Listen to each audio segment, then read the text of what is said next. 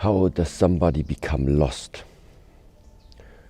I think it's never correct to generalize in a way, because like I initially also said before, you never know where the people are coming from and through what type of circumstances and situations they already went through.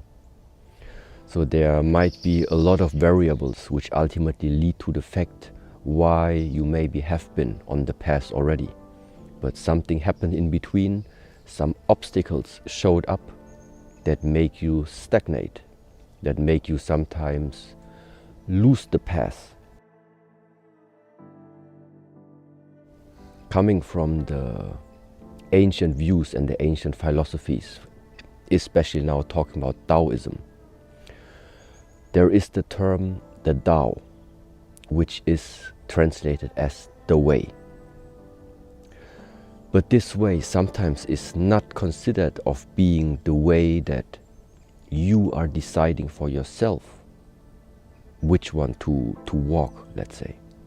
It is always the combination, in my opinion, in my view. It is the purpose to, on the one side, discover what is in your field of possibilities, and at the same time, what is your, let's call it, destiny at the same time. That there is something about the outcome of our future, the outcome of our life, dependent on the way how you think, what you think, the way what you talk, how you talk, and what you do and how you do the things. This is something directly related to your actions, to your personality. But at the same time, I have to call them other forces, which are also interfering and which are also having a huge impact upon the outcome of your efforts. So therefore, the whole approach, once again, is to become more aware of yourself. This is the answer of finding out what is it actually that has make you lose the way. Maybe even you never even realized what is the way. And so therefore, the initial point is to take a step back. Especially taking a step back and realizing what is it that you are at the moment surrounded with, that all the time from the morning until the evening is maybe interfering with your own thoughts. It's necessary to really be aware. Are the ideas that you are having about life, are the ideas how you are supposed to develop within this life? Are these ideas really coming from you? Or is it something that you have just grasped from the outside because maybe, yes, maybe from the government, from the society, from the advertisements that you are seeing, being surrounded with? A lot of people nowadays, I think, are being influenced by that. And the issue here is that you sometimes are just not conscious about it. So in the moment where you're becoming more aware, where you're becoming more conscious about what is actually going on, this is that initial starting point where I would say this opens chances. Because we can only fix a problem, we can only tackle a problem if we know where it is located. And if you are still searching somewhere on the outside to blame someone, or to blame any situation, or to blame any organization, or even to blame the government or whatsoever, as long as you are watching outwards and search for a guilty one without pointing the finger at yourself, in our understanding, in our way of how we see the things, it is the wrong approach. Because feeling lost, meaning you are feeling lost.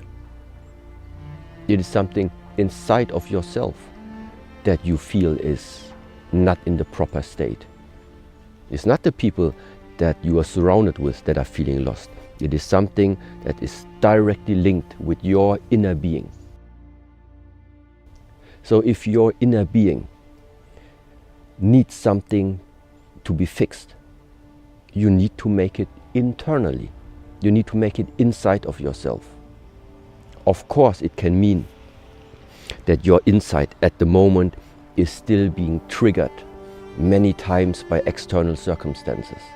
But that is exactly dependency that we want to get rid of. Because as long as your internal being is so strong connected to external circumstances, you are not going to find the peace, and you will especially not find the proper ways how you are able to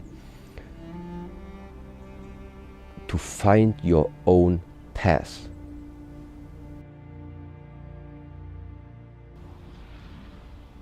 I think it is a very, very difficult endeavor, let's say, to try and walk through this lifetime only by yourself. It is something extremely helpful to either have close friends, to have a brotherhood, to have a community, to have people that you are surrounding yourself with, where you are feeling that there is something you have in common, or what we also sometimes call where there is resonance between you. And sometimes you meet a person, and if you are aware enough and you start your conversations, you will feel that maybe the way how that person is behaving, the things this person is talking, there is something that is resonating with yourself. And just by taking this word resonating, resonance means there is something getting into the same wavelengths, something getting in the same swing, in the same frequency as what you already are carrying inside. It is similar like, why do people have different tastes when it comes to music? Why are there some beats you like to hear, and they are like music for your ears, but other type of tracks, they are hard for you. They are more like disturbing maybe for you.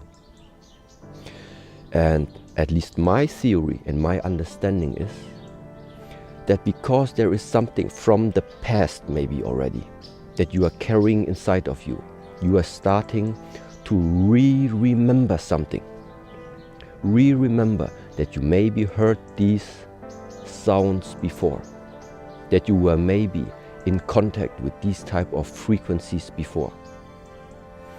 And so every time when you feel there is something where you quickly come in resonance, it could mean that you are just starting off to remember a place where you have been before. So you are just starting to continue from that moment on. On the other side, it doesn't mean that if you are witnessing something and you're not in resonance with it, it also doesn't mean that there is no possibility in there. Because everything that is unknown to you, everything that in the moment is disturbing to you, that is in a way a challenge to you, like we mentioned before, these are also chances. But right now, when we are talking about somebody feeling lost, somebody not knowing what is my own path, one way of, let's say, starting a journey is to just start by socializing, start by getting to know different people, talking with the people, and figuring out if there's anything during those conversations where you directly feel that is something I'm resonating with. Because if these ideas at the moment don't come from you, that's not a problem. But then we need at this moment in time, maybe just some additional support from the outside. And all humans are the same. On the one side it's right, on the other side it's not right. All humans are the same and all humans are unique. Somewhere along these humans, there are people you are resonating with. So you are definitely not alone along this path. But to give up and think that you are a lost case, there are no lost cases. Unless you give yourself up, then it is lost. But if you for yourself keep that spark inside of you and just try at least and find someone else that is on the same wavelength, I think that is a chance. That there is something being transmitted and transferred from generation to generation, even if it was not our choice in a way, which goes for biological features that we have, but at the same time also goes for knowledge, spiritual development, energetic development. And so when I talk about a place or something where you're resonating with, resonating means something is getting into the same frequency. So in the moment where I'm in a situation and that situation has a certain frequency and I feel I'm getting in resonance with it, what it means for me is there must be something inside of me that already has memorized these patterns of that movement, let's say. So that means I must have been there before. Something about me must have heard, must have felt that type of situation before. And if this is the case, then I cannot tell you if it was from this life, if it was from another experience, but it's out of question that I must have been there before. Elsewise, it would not suit that example of talking about resonance. It is similar like that word feeling comfortable, or when we now just switch maybe a little bit different topic, but comfort zone and leaving the comfort zone. I think that we are becoming comfortable with all of the things because we have repetitively already spent time with them.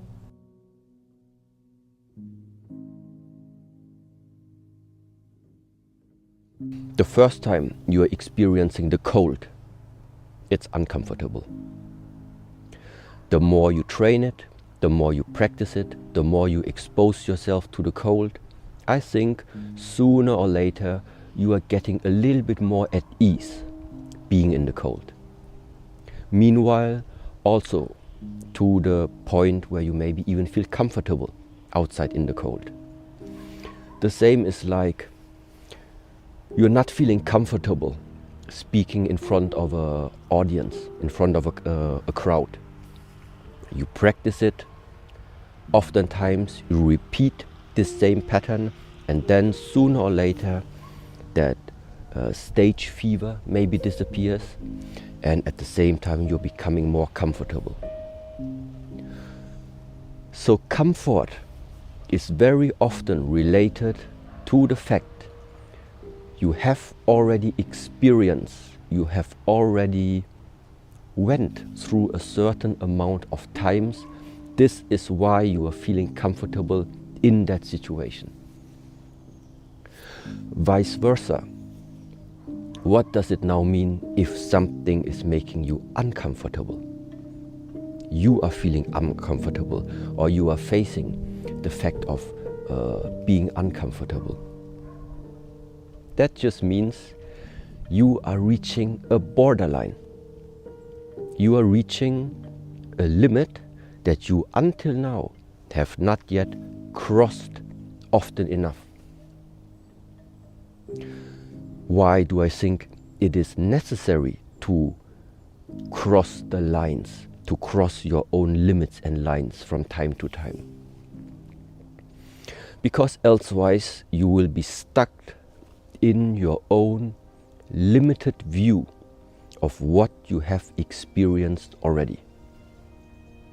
If you are living a comfortable life, it only means you are continuously staying inside a field of what you know already, either from this life, or you just have not proceeded yet from, let's say, past generations.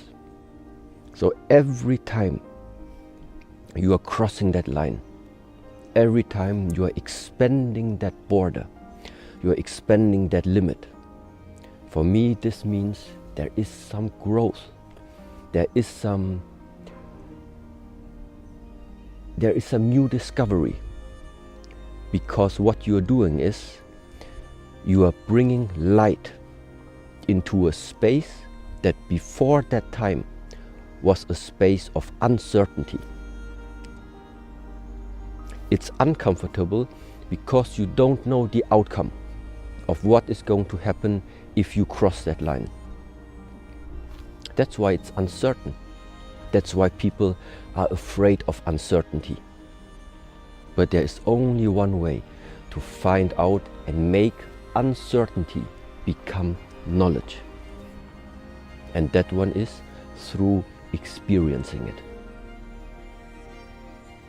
After you do it, then you know.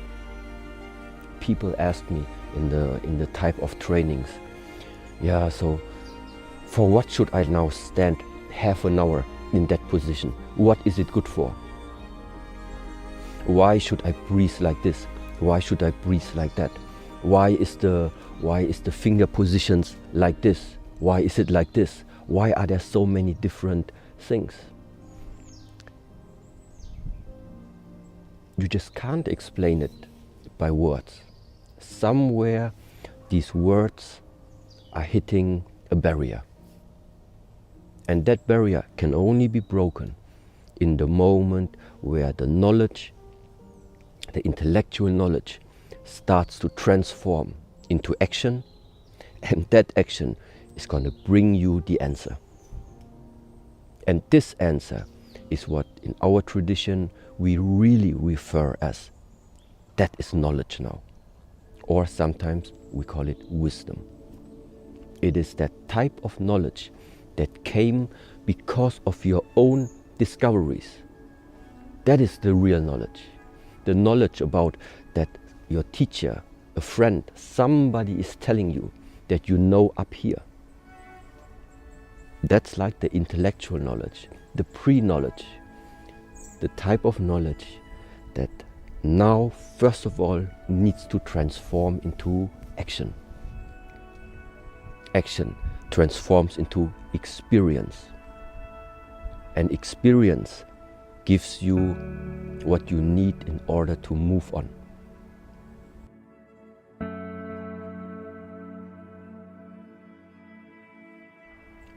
It is a method that we call once you feel that spark or that small fire now needs to be nourished. Nourished in order for it to grow. If you are self-questioning yourself too often, if you are filled with too much doubt all the time, that is definitely one of these hindrances that is going to diminish that fire again. Once the fire is going, the fire is going. So stop investing your thoughts. Stop rethinking about why it would not work. Don't stop the fire before it even started really growing. You need to get out of that self-questioning. You need to learn to sometimes really have confidence in the power of your thoughts. once it's in the mind already. Everything can become possible if you find the way to translate what is in the mind into action, because this transformation makes things come to earth. Everything we have available nowadays on this earth started somewhere here by someone. It started here and then it ended here, meaning there were some actions merged together with what was on the mind to bring it here, visible for others and also visible for yourself in front of you, not just inside of you.